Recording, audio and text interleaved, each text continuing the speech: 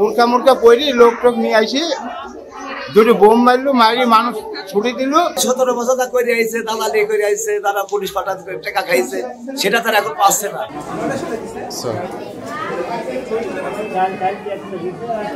এখন 15 বছর জোর করে আমাকে খাইছে, এখন সেই জমিটা আমাকে জমি আমরা দেবো না, সেই জমি জোর করে নিয়ে যায়। এর মধ্যে এটা তদন্ত হওয়ার পরে ওরা 3 দিন আগে আমাদের সালাম তো আমাকে আমাকে থাকে সেগুলো সালামকে আমরা 24 ঘন্টার মধ্যে সালামকে পাই ফেলি।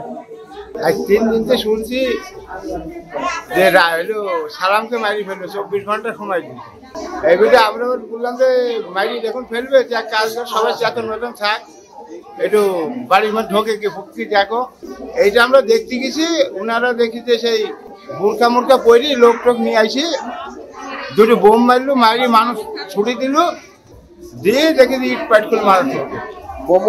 হ্যাঁ, দুটো বোম ফুটল না ফুস করে বোম বন্ধ হয়ে গেল। একজন পেশেন্ট এসে ভর্তি হয়েছিল, এই 8 জনের মধ্যে 2 জন গুরুতরভাবে আহত হয়েছিল। একজনের কিডনির জায়গাতে ধারালো অস্ত্রে দিয়ে কোপের চিহ্ন ছিল এবং ক্ষতটা অত্যন্ত গভীর ছিল। এ কারণে পেশেন্টকে আমরা এখানে রাখার কোনোভাবেই ব্যবস্থা করতে পারিনি। পেশেন্টের বিপি রেকর্ড করা যাচ্ছিল না। পেশেন্টকে তৎক্ষণাৎ আমরা একটি প্রাথমিক চিকিৎসা দিয়ে তাকে কুষ্টিয়া মেডিকেল কলেজে রেফার করি। আর একজন পেশেন্ট ছিল, তার মাথায় ধারালো অস্ত্রের কোপ ছিল এবং আমরা ধারণা করছিলাম যে কিছুটা তার হাড়ের অংশ কেটে গিয়েছে, এই জন্য ওই পেশেন্টটাকে আমরা রেফার করে দিয়েছি।